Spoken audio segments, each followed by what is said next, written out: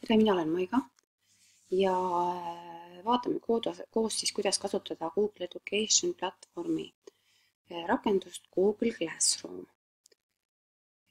Kui te olete nüüd sisse loginud ennast oma Education platvormi Drive'i, Google Drive'i, siis sellise tabeli ikoonina on tavaliselt siis märgitud kõikides Google rakendustes siis rakenduste loetelu, mida siis selle kontolt on võimalik kasutada.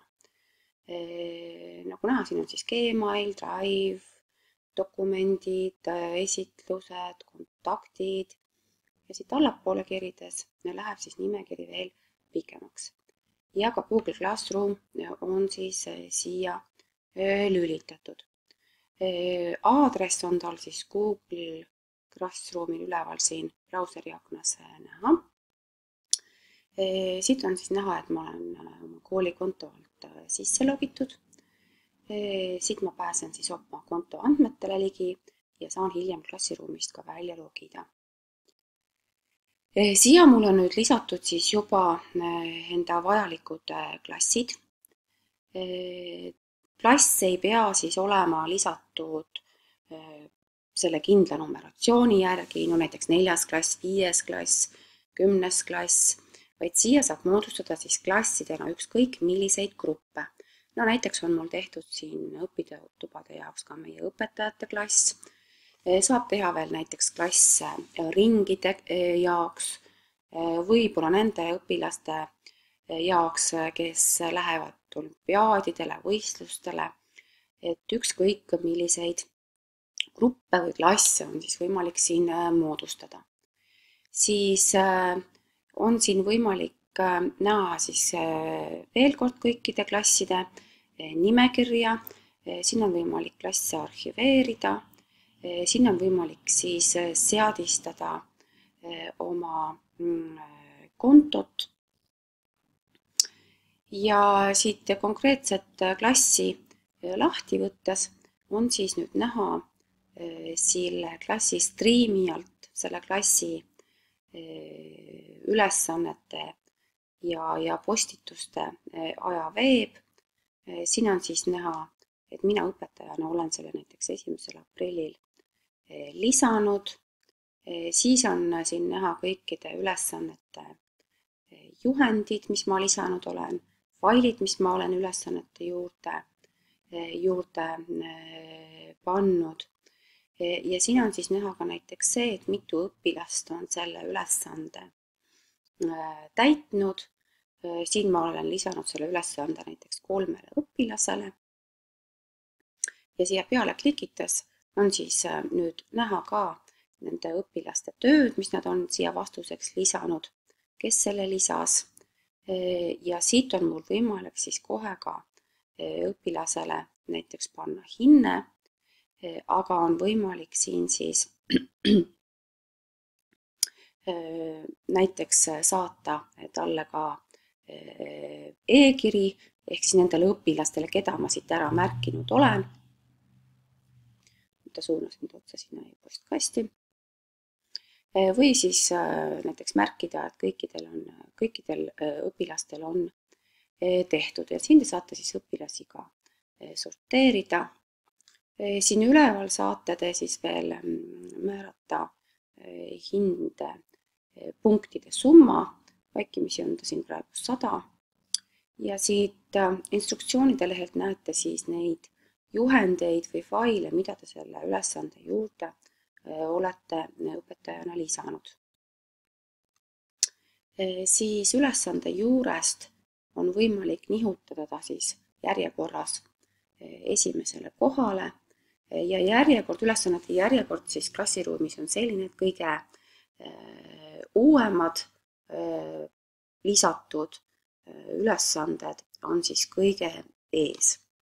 Siit on võimalik siis ülesannet kustutada, on võimalik teha sellest ülesandest koopia ja on võimalik siis ülesannet ka näiteks muuta.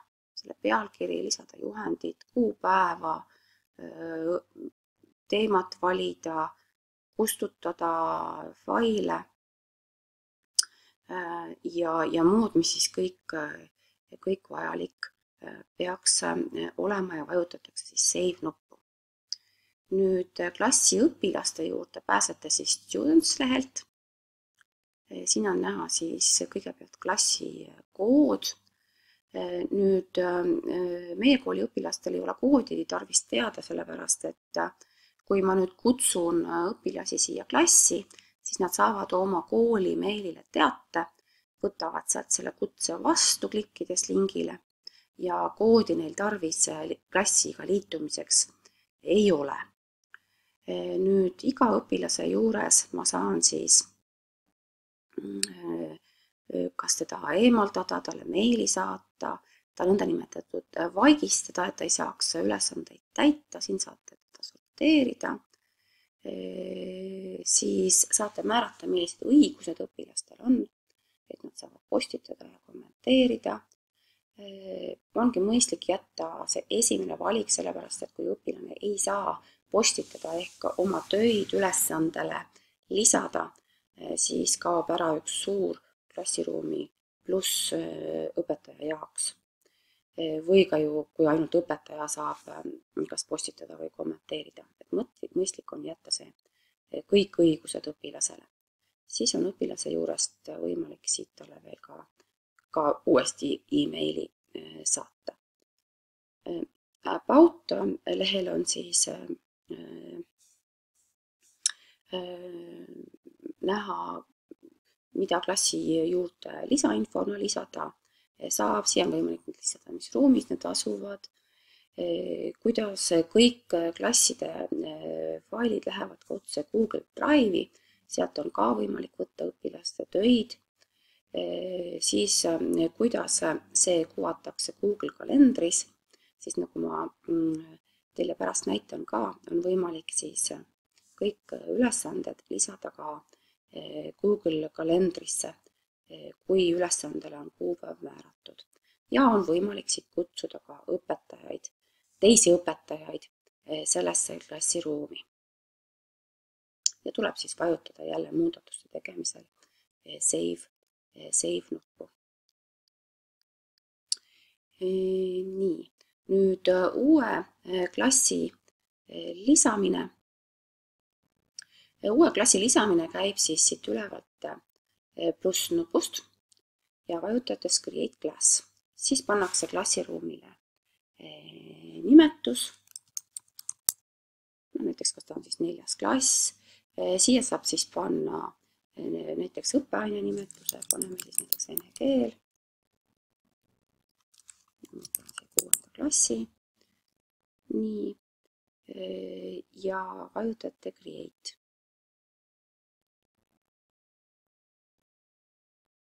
Nüüd avanebki kohe siis selle klassi leht.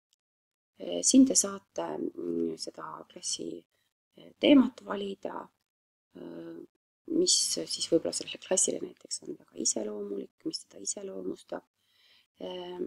Ja on võimalik loomulikult siia üles laadida ka oma foto arvutist, kui olemasolevad ei peaks mingil põhjusel sobima.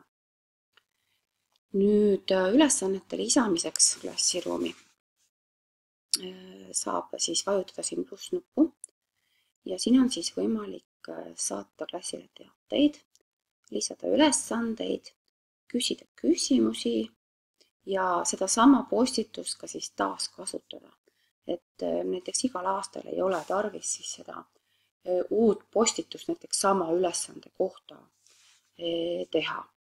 Nüüd teate lisamiseks tuleb siis siia üles klass. Siin saab määrata ka mitu klassi, kes selle teate korraga saavad. Siis on võimalik panna siia teksti lisada, on võimalik lisada teema, vajadusel uus teema luua, on võimalik lisada siis manuseid, kas siis oma arvutist, juba saadetud ülesandeid, see juhib teid siis teie Google Drive'i või siis eriti ära märgitud dokumente, et kõiki on võimalik siis siia lisada. jälle Drive'ist, see siis ta kopeerib põhimõtteliselt seda eelmist võimalust. On võimalik siis YouTube'ist otsida materjale või siis lisada veebilingi abil ja on võimalik lisada siis siia ka linki lihtsalt copy-paste meetodil ja siis tuleb vajutada Add nuppu. Nii, praegu me seda ei lisa. Kirjutame siia näiteks tere.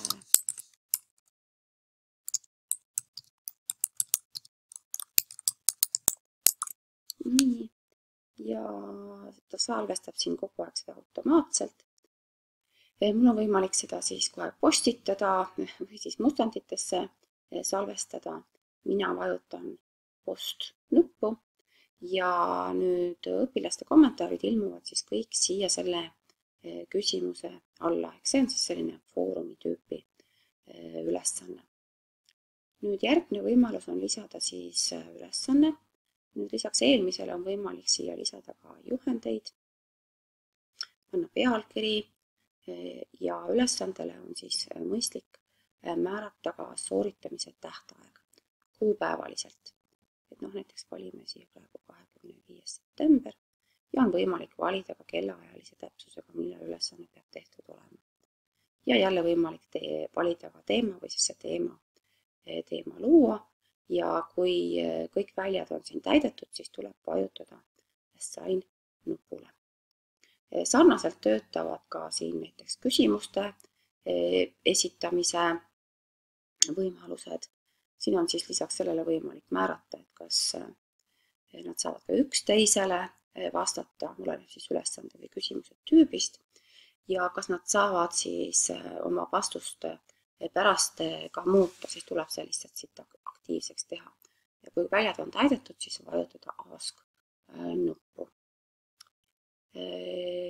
Ja postituse taaskasutamiseks tuleb siit siis valida klass, kuhu sa veel sarnast küsimust esitada soovid. Nüüd, kui soovitud asjad on siia klassiruumi sisestatud, siis avalehele te pääsete tagasi siit ülevalt ikoonist ja kõikide klasside juurest. Nüüd, kui ma avan siit nüüd selle kalendri vaate, siis on näha kalendris ülesannete kaupa, klassidel on siis erinevad värvid, kellel, millal, mis ülesanne tarvis sooritada on. Aitäh teile vaatamast!